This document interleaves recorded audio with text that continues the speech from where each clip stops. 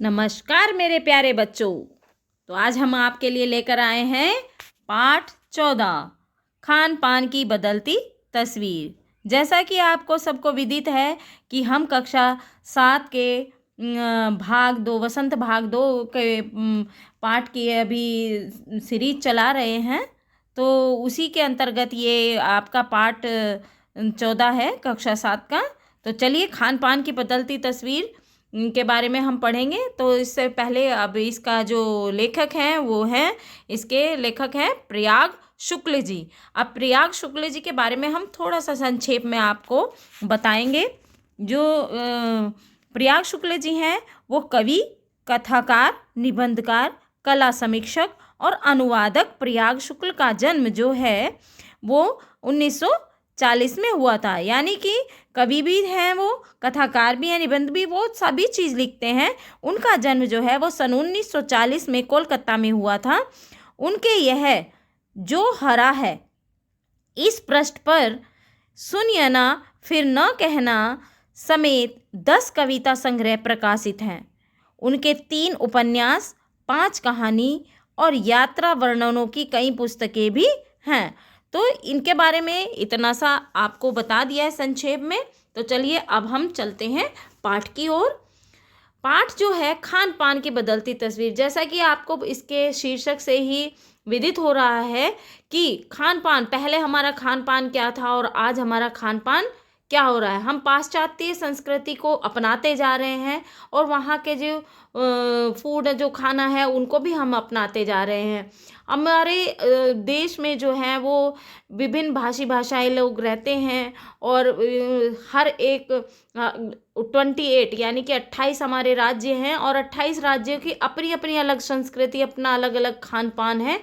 तो सभी मिला जुला है। पहले क्या होता था कि पहले इंसान जो है वो इतना बाहर नहीं निकलता था, लेकिन आज चाहे वो नौकरी कह लो या कोई बिजनेस कह लो, उसके लिए जब इंसान बाहर जाता है तो उसे वहाँ का लोगों से मिलना पड़ता है। वहाँ के लोगों का वो खाना खाते भी हैं, अपना भी खिलाते हैं, तो इससे आदान प्रदान होता है। तो आज जैसे कि तमिलनाडु में डोसा और इडली ज़्यादा खाया जाता है, लेकिन आज उत्तर भारत के लोग भी इडली डोसा को बहुत पसंद करते हैं। क्योंकि अगर हम आर्मी क्षेत्र में भी बोलें तो आर्मी क्षेत्र में भी पूरे देश के लोग आके नौकरी करते हैं, बाकी जगह भी ऐसा ही होता है। और जो हमारे स्कूल हैं, स्पेशली जो स्टूडेंट्स हमारे जो विभिन्न विभिन्न प्रांत से आते हैं, वो आपस में जब मिलजुल कर अपना टिफ़िन करते हैं तो उस टिफ़िन में भी अलग अलग तरह की चीज़ें होती हैं। जैसा कि एक के टिफ़िन में इडली डोसा है, दूसरे के में पराठा है, तीसरे में मक्का की रोटी है और फिर अदर के टिफ़िन में राइस है, ढोकला है, ये सारी चीज़ें होती हैं। तो इससे हमारा जो है वो पहले जो कल्चर था कि हम रूढ़िवादी थे कि एक ही तरह का भोजन बनाते थे, लेकिन आज हमारे यहाँ सब तरह के भोजन बनते। चलिए अब हम इसके अध्याय के बीच में देखते हैं कि उसमें क्या है। चलिए ये देखिए, पिछले 10-15 वर्षों में हमारी जो खान पान की संस्कृति में एक बड़ा बदलाव आया है। बड़ा बदलाव कह सकते हैं कि जब पहले हम चपाती खाते थे, दाल रोटी खाते थे, दाल चावल खाते थे, तो वो इडली डोसा बड़ा भी होता है ना, एक इस तरह का, ये बीच में इसमें ऐसे छेद सा होता है, ठीक है वो। तो हमारे खान पान की जो संस्कृति है उसमें बहुत बड़ा बदलाव आ गया है। इडली डोसा, बड़ा, सांभर, रसम अब केवल दक्षिण भारत, ये सारे जितने भी ये सारी डिशेज हैं ये कहाँ की हैं? दक्षिण भारत की। दक्षिण भारत तक सीमित नहीं है, ये उत्तर भारत के भी हर शहर में उपलब्ध हैं। और अब तो उत्तर भारत की ढाबा संस्कृति, उत्तर भारत में ढाबा संस्कृति लगभग पूरे देश में फैल चुकी है। ढाबा यानी कि जैसे एक रेस्टोरेंट होता है ना, कहीं भी उसमें तंदूरी रोटी मिलती है, उसमें साग मिलता है, उसमें हर तरह का। तो इस तरह से ये ढाबा संस्कृति जो है उत्तर भारत की है, लेकिन यह अभी लगभग पूरे देश में फैल चुकी है। आप कहीं भी हो, उत्तर भारतीय रोटी, दाल, साग आपको मिल ही जाएंगे। फास्ट फूड, तुरंत भोजन, जो कि ये हमारा नहीं है, ये विदेशी फूड है। का चलन भी बड़े शहरों में खूब बढ़ा है। इस फास्ट फूड में बर्गर, नूडल्स जैसी कई चीज़ें शामिल है जो कि आजकल के बच्चों को बहुत ज़्यादा पसंद है। आपको भी है ना? हाँ, हाँ, मैं जानती हूँ आपको भी है। एक ज़माने में कुछ ही लोगों का एक सीमित चाइनीज़ नूडल्स अब संभवतः किसी के लिए भी अजनबी नहीं रही। एक ज़माना ऐसा था कि जिसे कुछ ही लोग जानते थे, नूडल्स चाइनीज़ फूड को कुछ ही लोग जानते थे। लेकिन आज ये किसी एक के पास सीमित होके नहीं रहा है, ये इसको लगभग सभी जानते हैं कि चाइनीज़ नूडल्स होते क्या हैं। ठीक है, आपको कहीं भी शादी ब्याह होंगे या कोई गैदरिंग होगी, वहाँ पे आपको आराम से नूडल्स ज़रूर मिलते हैं। 2 मिनट्स नूडल्स के पैकेट बंद रूप से कम बच्चे बूढ़े सभी परिचित हो चुके हैं। इसी तरह नमकीन के कई स्थानीय प्रकार अभी तक भले ही मौजूद हो, लेकिन आलू चिप्स के कई विज्ञापित रूप तेजी से घर घर में अपनी जगह बनाते जा रहे हैं। विज्ञापित का मतलब क्या होता है? विज्ञापित का मतलब होता है जो विज्ञापन में दिखाया जाता है। आपने देखा होगा ना, टीवी के ऊपर आजकल तो सबके पास स्मार्टफोन है, तो अगर यूट्यूब चलाते हैं, फेसबुक चलाते हैं, उसमें बीच बीच में कुछ भी ऐड आते हैं, तो वो विज्ञापन में जो दिखाया गया है वो हर घर में मौजूद है। यानी कि हर घर में स्मार्टफोन है, हर घर में टीवी है और हर घर में ऐड भी आते ही हैं। गुजराती ढोकला, जिसकी मैंने आपको पहले भी बताई, गाठिया यानी नमकीन जो है अब भी देश के कई हिस्सों में स्वाद लेकर खाए जाते हैं। बंगाली मिठाई यानी कि जो कोलकाता के साइड की है, बंगाल की जो मिठाई हैं वो बहुत फेमस है। कहते हैं ना बंगाली रसगुल्ला मुझे बहुत पसंद है, वो वाला। मिठाइयों की केवल रस भरी चर्चा ही नहीं होती, अभी केवल वो चर्चा में नहीं है, अभी उनका सेवन भी किया जाता है। वे कई शहरों में पहले की तुलना में अधिक उपलब्ध हैं। अब बहुत सारे शहरों में वो पहले तो ये होता था कि जैसे जिस प्रांत की कोई चीज़ होती थी वो वहीं से सप्लाई होती थी, लेकिन अब अदर प्रांत में भी वो चीज़ बनाई जाती हैं। यानी स्थानीय व्यंजनों के साथ ही अब अन्य प्रदेशों के व्यंजन पकवान भी प्राय यानी हर क्षेत्र में मिलते हैं और मध्यम वर्गीय जीवन में भोजन विविधता अपनी जगह बना चुकी है। आज देखिए बच्चों का भी आप लगा लो कि कहीं भी जो आपके कोर्स होते हैं मेन, पहले तो ये होता था कि पढ़ाई में इन चीज़ों को नहीं रखा जाता था, लेकिन आज इन चीज़ों को पढ़ाई में भी रखा जाता है। इनकी बाकायदा एक डिग्री होती है जिसे हम कलरी आर्ट के नाम से भी जानते हैं। ठीक है, जिसमें शेफ़ वगैरह बनते हैं और इनके अपनी अलग अलग यूनिवर्सिटी भी खुल गई है। अभी इसमें भी आपका फ्यूचर है। ठीक है, इसका मतलब ये नहीं है कि आप सिर्फ ये कुछ ही लोग बना सकते हैं या कुछ, इसे हम अपने एज अ कैरियर भी ले सकते हैं। कुछ चीज़ें और भी हुई हैं। मसलन का मतलब यहाँ पे क्या होता है? मतलब। मसलन का मतलब क्या है? मतलब। अंग्रेजी राज तक जो ब्रेड केवल साहबी ठिकानों तक सीमित थी। साहबी ठिकाने क्या होते हैं? जो अमीर घरों तक। ठीक है, अमीर घरों तक। ठीक है, अमीर घर तक, तो इन्हें साहबी ठिकाने बोलते हैं। साहबी ठिकाने या समृद्ध परिवार आप लगा लो। एक सीमित थी, सीमित मतलब उन्हीं तक थी। जो ब्रेड थी, जो बड़े बड़े लोग थे वो खाते थे, गरीब लोगों को ब्रेड नसीब नहीं होती थी पहले। वह कस्बों तक पहुंच चुकी है। कस्बों तो छोड़ो, अब गांव तक भी पहुंच गई है। ठीक है, अब कस्बे नहीं, गांव तक भी पहुंच गई और नाश्ते के रूप में लाखों करोड़ों भारतीय घरों में सेकी तली जा रही है। आज का बच्चा जो है वो सुबह सुबह नाश्ते में रोटी खाना पसंद नहीं करता है, उसे ब्रेड चाहिए।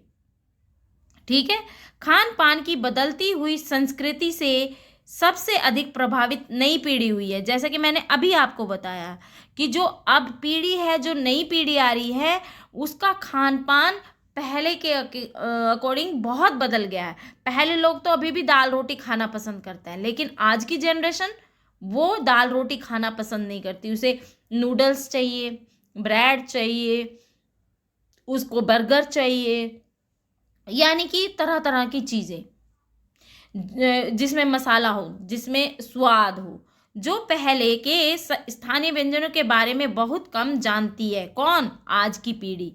पर कई नए व्यंजनों के बारे में बहुत कुछ जानती है। जो आजकल के व्यंजन है, जो पहले लोगों को बिल्कुल भी पता नहीं है कि ये क्या क्या व्यंजन है, वो सारे गिना देंगे, लेकिन पहला व्यंजन उन्हें याद नहीं रहता। स्थानीय व्यंजन भी तो अब घटकर कुछ ही चीज़ों तक सीमित रह गए हैं। बम्बई की पाव भाजी आपने सुना ही होगा कि बम्बई की जो पाव भाजी है वो दुनिया में फेमस है।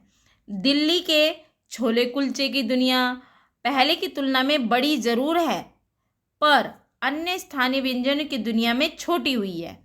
जानकार ये भी बताते हैं कि मथुरा के पेड़ों और आगरा के पेठे नमकीन में अब वह बात कहाँ रही, क्योंकि आजकल की जनरेशन की पसंद बदल गई है। चीज़ वही है, बनाने वाले वही हैं, बनाने वाले हाथ वही हैं, पेठा वही है, पेड़ा वही है, लेकिन आजकल के बच्चों की पसंद बदल गई है। अब वो पेड़ा खाना पसंद नहीं करते, अब वो पेठा खाना पसंद नहीं करते, अब वो नूडल्स खाना पसंद करते हैं। यानी जो चीज़ें बची भी हुई हैं उनकी गुणवत्ता में फ़र्क पड़ा है। हम ये नहीं कहेंगे कि बनाने में फ़र्क पड़ा है, उनकी गुणवत्ता में फ़र्क पड़ा है, उनके खाने में फ़र्क, ऐसा नहीं है। डिमांड में फ़र्क पड़ा है।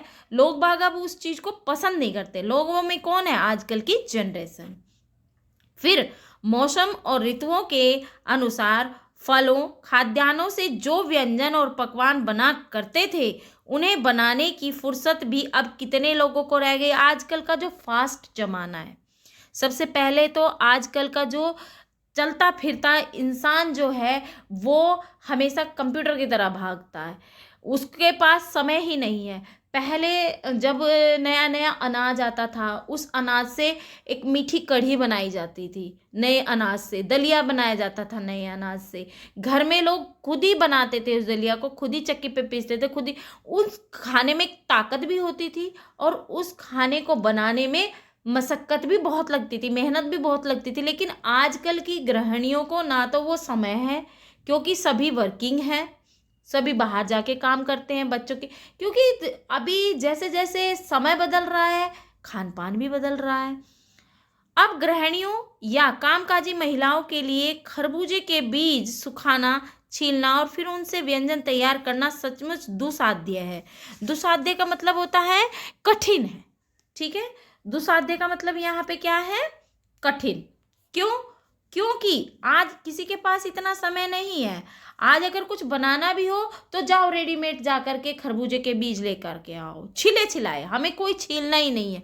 और पहले ज़माने में क्या होता था, जब घर में खरबूजे आते थे तो खरबूजे के जो बीज होते थे उन्हें धोकर रख लेते थे, और धोने के बाद में जब वो सूख जाते थे फिर औरतें आपस में बैठे बातें भी करती थी और वो छील करके उनके व्यंजन भी बनाती थी। यानी हम पाते हैं कि एक और तो स्थानीय व्यंजनों में कमी आई है, तो दूसरी ओर वे ही देसी विदेशी व्यंजन अपनाए जा रहे हैं जिन्हें बनाने पकाने में सुविधा हो। आपको पता है ना कि जो फास्ट फूड हैं वो बहुत जल्दी बनते हैं और उसमें समय नहीं लगता, तो इसीलिए उनको लोग इसलिए भी ज़्यादा पसंद करते हैं कि फटाफट बन जाएंगे और फटाफट खा लेंगे। लेकिन पहले व्यंजनों में काफ़ी समय लगता था। अगर कोई बर्फ़ी जमानी हो तो उसके लिए 2 घंटे चाहिए थे। अब इंस्टेंट कोई भी चीज़ बना देते हैं, ठीक है। तो जटिल प्रक्रियाओं वाली चीज़ें तो कभी कभार व्यंजन पुस्तिकाओं के आधार पर तैयार की जाती हैं। अब शहरी जीवन में जो भागम भाग है उसे देखते हुए यह स्थिति स्वाभाविक लगती है। फिर कमर तोड़ महंगाई ने भी लोगों को कई नई चीज़ों से धीरे धीरे वंचित कर दिया है। वंचित मतलब रोक दिया है।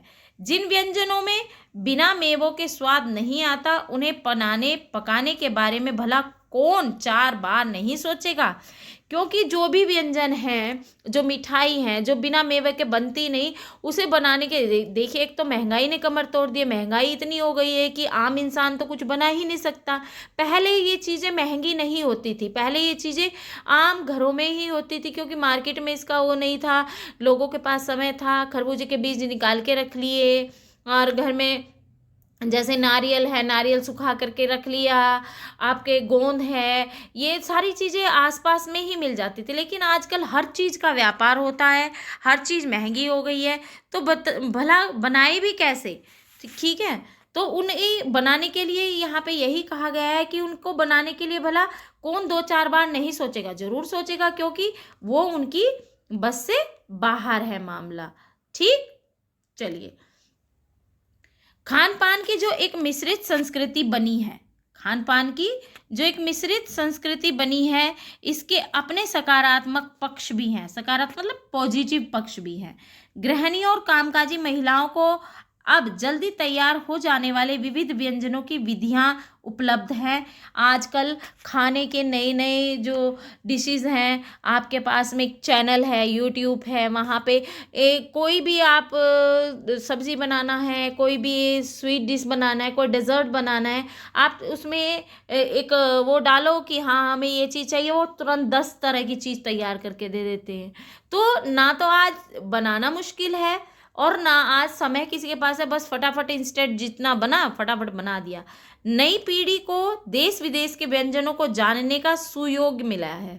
सुयोग मतलब कि अब बाहरी जो चीज़ है, अब जो नूडल्स हैं, जो ये हमारे इंडिया का खाना नहीं है, हमारे भारत का खाना नहीं है, ये बाहर का खाना है, लेकिन लोग इसको बहुत ज़्यादा पसंद करते हैं, भले ही किन्हीं कारणों से और किन्हीं खास रूपों में, क्योंकि यह भी एक सच्चाई है कि विविध व्यंजन इन्हें निखालिस रूप में उपलब्ध नहीं है। निखालिस मतलब प्योर रूप में, ठीक है, शुद्ध रूप में, क्योंकि हम भारतीय जो है, चाहे हम विदेशों का खाना अपनाएं, चाहे हम किसी और का खाना अपनाएं, लेकिन उसमें हम अपना पुट जरूर डाल देंगे, अपने तड़के का पुट जरूर डाल देंगे। इसलिए हम ये नहीं कह सकते कि जैसा विदेशों में खाया जाता हम शुद्ध वही खाते हैं, हम उसमें अपना भी पुट डाल देते हैं।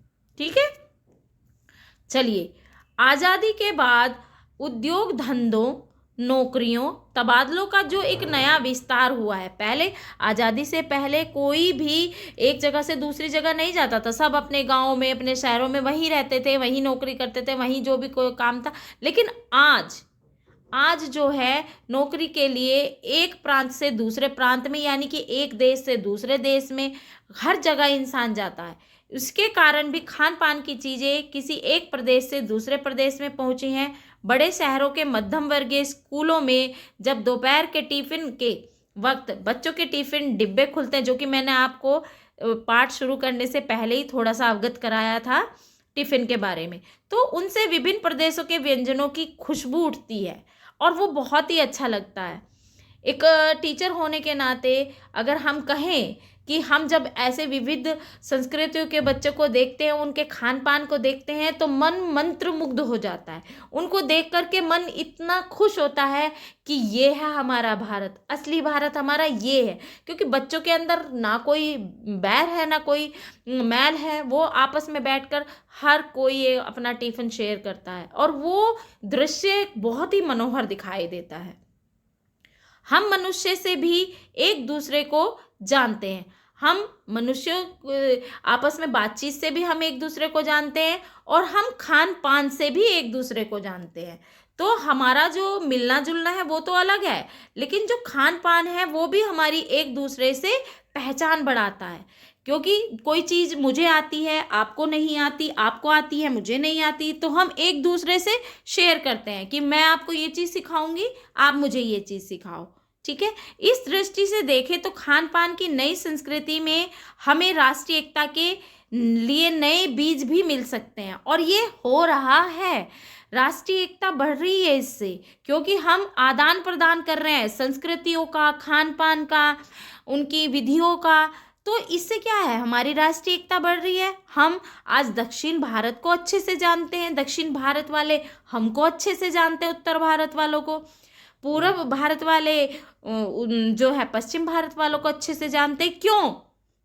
क्योंकि आदान प्रदान हो रहा है, एक व्यक्ति दूसरे व्यक्ति के वहाँ जा रहा है, वहाँ वो आ रहा है। तो इससे क्या है, हमें ऐसा लगता है कि जैसे हम पूरा देश एक ही जगह बैठे बैठे घूम लिए हों।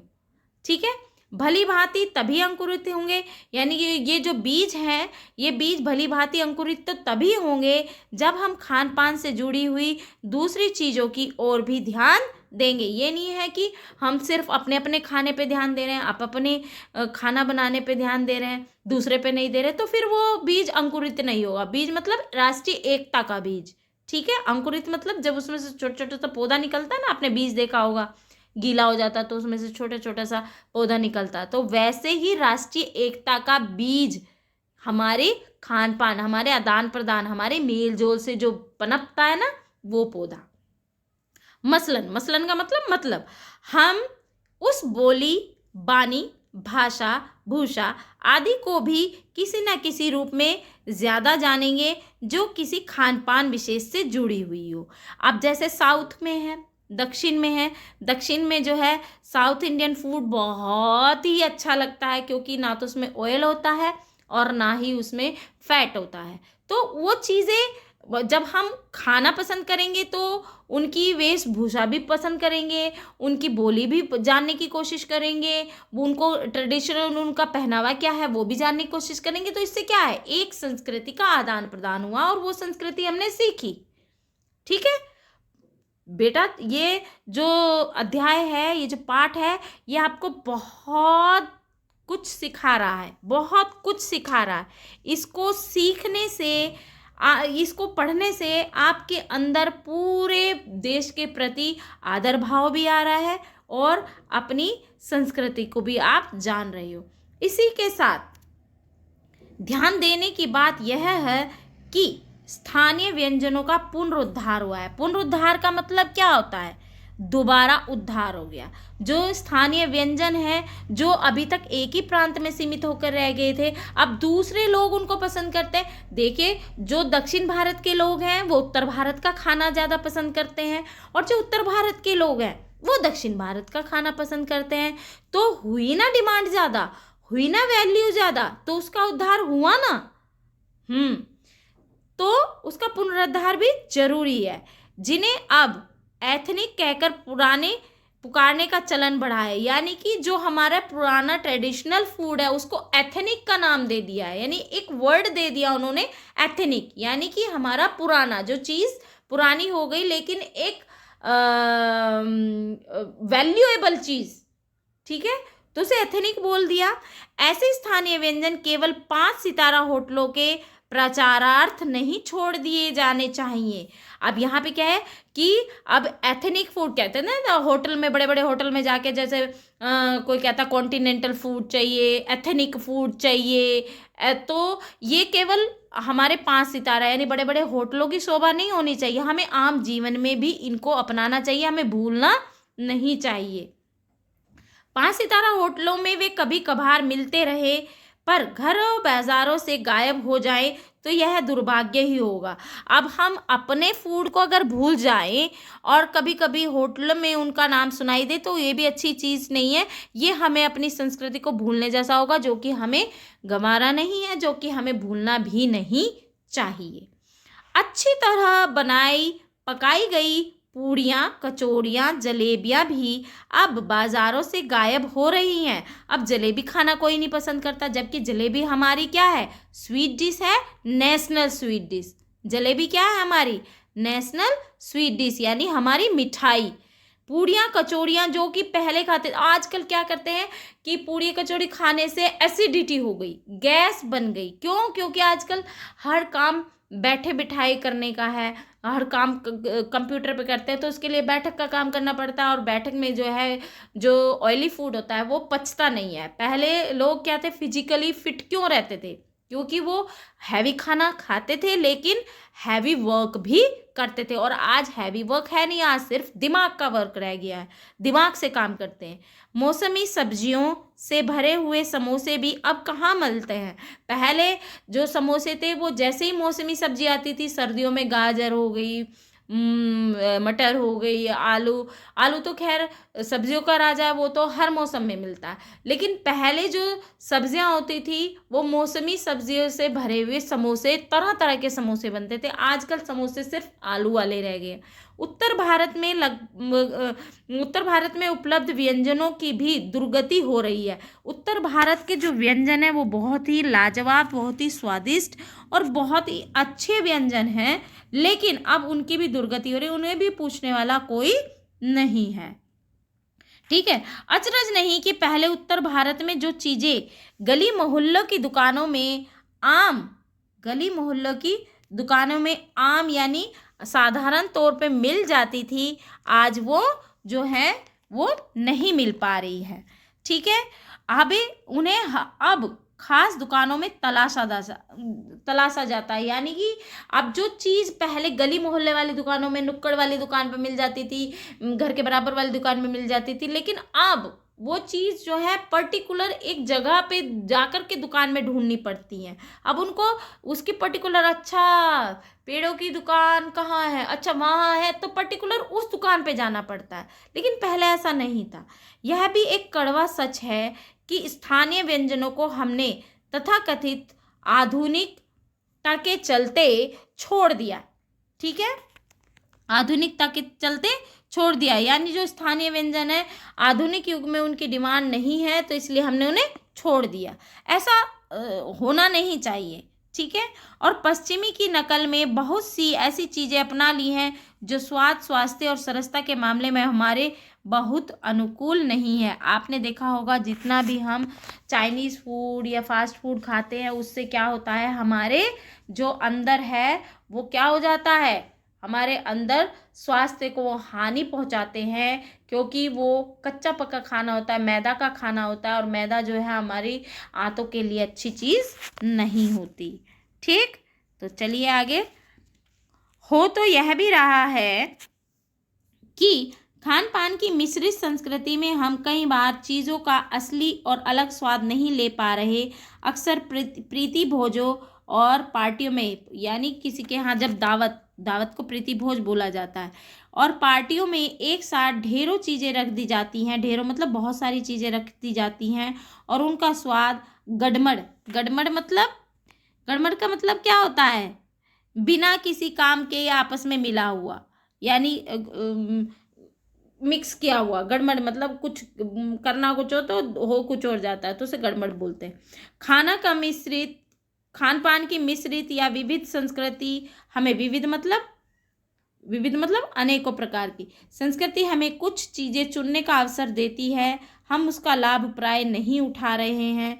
हम अक्सर एक ही प्लेट में कई तरह के और कई बार तो बिल्कुल विपरीत प्रकृति वाले व्यंजन परोस लेना चाहते हैं, जो कि हमारी सेहत के लिए बिल्कुल भी अच्छे नहीं होते।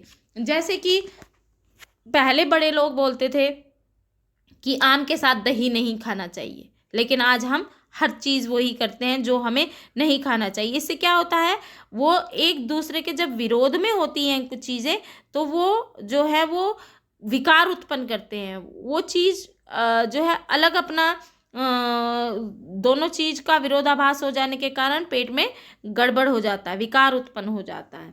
ठीक है, तो इसीलिए हम लोगों को इस चीज़ का पता ही नहीं है कि हमें क्या खाना चाहिए और क्या नहीं। इसलिए खान पान की जो मिश्रित विविध संस्कृति बनी है, और लग यही रहा है कि यही और अधिक विकसित होने वाली, उसे तरह तरह से जांचते रहना ज़रूरी है। हमें हर समय उन चीज़ों का ध्यान रखना है जो चीज़ें हमारी सेहत के लिए हानिकारक है।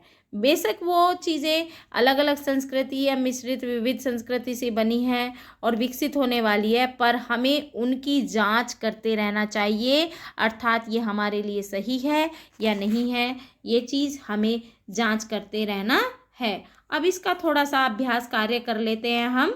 ये देखिए, घर में, ये यहाँ पे देखिए, घर में बातचीत करके पता कीजिए कि आपके घर में क्या चीज़ें पकती है और क्या चीज़ें बनी बनाई बाज़ार से आती हैं। इनमें से बाज़ार से आने वाली कौन सी चीज़ें आपके माँ पिताजी को बचपन में घर में बनती थी। आप अपने घर में जो माता पिता हैं उनसे पूछें, मैम, माँ या पिताजी, आपके ज़माने में कौन सी चीज़ घर में बनती थी और बाज़ार से कौन सी चीज़ें बनी बनाई आ जाती थी, और आपके ज़माने में या आपके घर में कौन सी चीज़ें आप बाज़ार से आती हैं और घर में क्या चीज़ बनती। तो इस चीज़ के ऊपर आप घर में अपने माता पिता से बातचीत कर सकते हैं।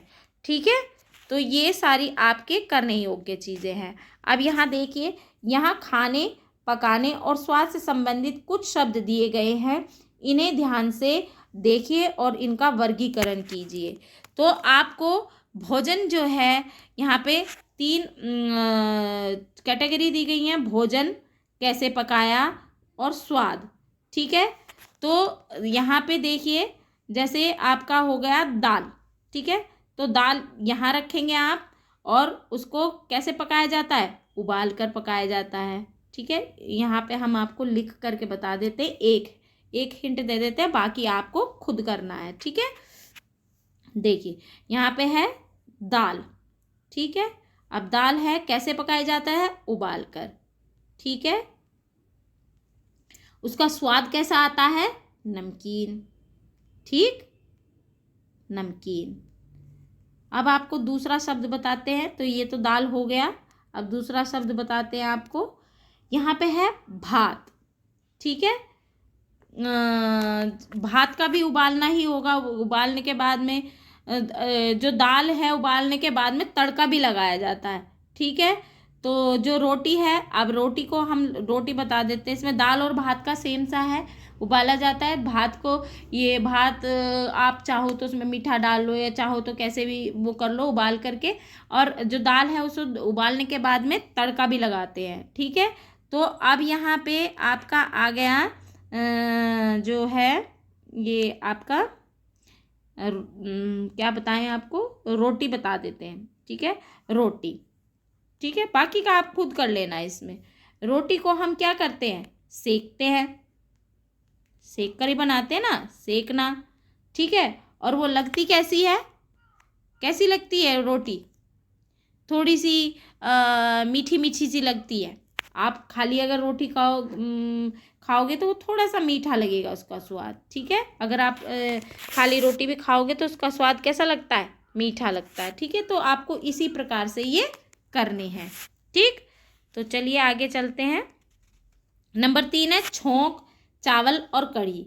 इन शब्दों में क्या अंतर है, समझाइए। इन्हें बनाने के तरीके विभिन्न प्रांतों में अलग अलग हैं, पता करें कि आपके प्रांत में कैसे बनाया जाता है। अब अलग अलग प्रांत के अलग अलग बच्चे होते हैं। तो छोंकना क्या होता है, छोंकना होता है जब हम तड़का लगाते हैं, ठीक है। जैसे सब्जी कोई बनाई, हमने आलू बैंगन की सब्जी बनाई, तो उसको सब्जी को बनाने से पहले क्या लगाया जाता है, उसमें तड़का लगाया जाता है। और चावल क्या होता है, चावल को उबाला जाता है। कढ़ी को क्या हो जाता है, कढ़ी को भी तड़का लगा करके उबाला जाता है। तो यहाँ पे चावल जो है, चावल उत्तर भारत में चावल सिंपल खाए जाते हैं। दक्षिण भारत में इसको चावल को पीस करके आपका डोसा बैटर बनता है। और कढ़ी कई जगह पर बेसन की कढ़ी बनती है, कई जगह पर उसमें सब्जी डाल करके कढ़ी बनाई जाती है। साउथ में अलग बनती है, उत्तर भारत में अलग बनती है। तो आप जिस प्रांत के रहने वाले हो, आप अपने प्रांत से अपने माता पिता से पूछो कि हमारे प्रांत में कैसे बनाई जाती है। अब छोंक जो है हमारे यहाँ उत्तर भारत में क्या छोंक दिया जाता है, जीरे का तड़का दिया जाता है। लेकिन साउथ में वही तड़का राई का दिया जाता है। तो ये सारी चीज़ें आपको पता करनी है अपने माता पिता से। अब देखिए, पिछली शताब्दी में खान पान की बदलती हुई तस्वीर का खाका खींचे तो इस प्रकार का होगा। सन 60 का दशक, 60 का दशक में ऐसे, दशक क्या होता है, 10 साल का जो होता है ये अंतर। 70 का दशक है इडली डोसा। 80 का दशक है तिब्बती भोजन, यानी कि जो आपके नूडल्स हैं। और 90 का दशक है पिज़्ज़ा और पाव भाजी। आजकल के बच्चे क्या करते हैं, पिज़्ज़ा ज़्यादा पसंद करते हैं। तो इसी प्रकार आप कुछ कपड़ों या पोशाकों की बदलती तस्वीर का खाका, खाका मतलब ये जो आपकी सूची है, इसे खाका बोलते हैं, ठीक है। इस टाइप का आप अपने खान पान, यहाँ तो खान पान का हो गया, आप अपने कपड़ों का और अपने पोशाकों का ये इस तरह का एक टेबल बनाएंगे। खाका मतलब टेबल, ठीक है।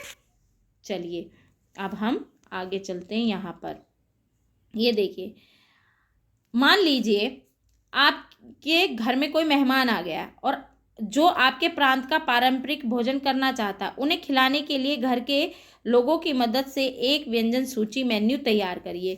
ये तो आप अपने आप कक्षा में अगर आपका अध्यापक बोलता है तो आप वो मेन्यू तैयार करके अपने अध्यापक को दिखाएंगे, अन्यथा आप घर पर भी बना करके देख सकते हैं अगर आपको इंटरेस्ट है। कई बच्चों का कलरी आर्ट में यानी कुजीन में इंटरेस्ट रहता है, तो उनके लिए ये बहुत ही बेनिफिट है।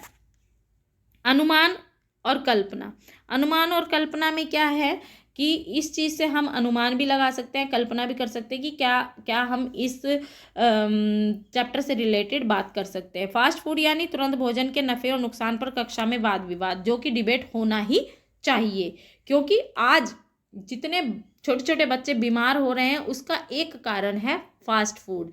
तो इसके बारे में चर्चा होनी आवश्यक है, जो कि कक्षा में आपके अध्यापक द्वारा कराई जा सकती है, और या आप खुद भी कर सकते हो टीम बनाकर।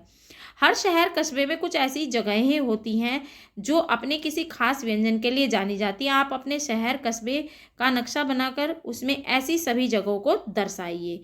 तो आप भी अपने जहाँ जिस प्रांत में रहते हैं आप उसका मैप बना करके आप बता सकते हैं, या ना बनाएं तो आप कल्पना करके बता सकते हैं कि हाँ ऐसा होना चाहिए या ऐसा है। ठीक है, आप अनुमान भी लगा सकते हैं और कल्पना भी कर सकते हैं। अनुमान का मतलब तो कि वो चीज़ है तो आपको अनुमान लगाना है कि कहाँ पर है, कल्पना में कहाँ हो सकती है। ठीक है। तीसरा है, खान पान के मामले में शुद्धता का मसला काफ़ी पुराना है। आपने अपने अनुभव में इस तरह की मिलावट को देखा है? किसी फिल्म या अखबारी खबर के हवाले से खान पान में होने वाली मिलावट के नुकसानों की चर्चा कीजिए। देखिए, खाना हमेशा शुद्ध होना चाहिए। अगर खाने में किसी भी प्रकार की मिलावट है तो उसके खिलाफ आपको आवाज़ उठानी चाहिए। और अगर कहीं पे आपको ये पता चल रहा है कि इस दुकान पे मिलावट की चीज़ें मिल रही हैं तो मत खाइए। ठीक है, और अपना सहयोग जरूर दीजिए, इसमें उस पर चर्चा भी कीजिए कि होना क्या चाहिए। क्या यह खाना खाना चाहिए या इस खाने का बहिष्कार करना चाहिए, या उनको सबक सिखाना चाहिए, या उनको राय देनी चाहिए कि ऐसा मत करो। ये आपकी चर्चा का विषय है जो कि आप अध्यापक की उपस्थिति में करेंगे। अब है भाषा की बात, यानी व्याकरण। अब व्याकरण में यहाँ पे क्या है, व्याकरण में इतना कुछ खास है नहीं। यहाँ पे सिर्फ आपको जो है, देखिए, खान पान शब्द, खान और पान दो शब्दों को जोड़कर मिला है। खान पान शब्द में और छिपा हुआ है जो कि आपके समास में आता है। कौन से समास में आता है? द्वंद्व समास में आता है। जिन शब्दों के योग में और, अथवा या ऐसे योजक शब्द छिपे हैं उन्हें द्वंद्व समास कहते हैं। ठीक है, आपको समास जो है वो आपको जब चैप्टर नंबर 1 पढ़ाया गया था तब भी आपको समास बताया गया था, चैप्टर 2 पढ़ाया गया था तब भी।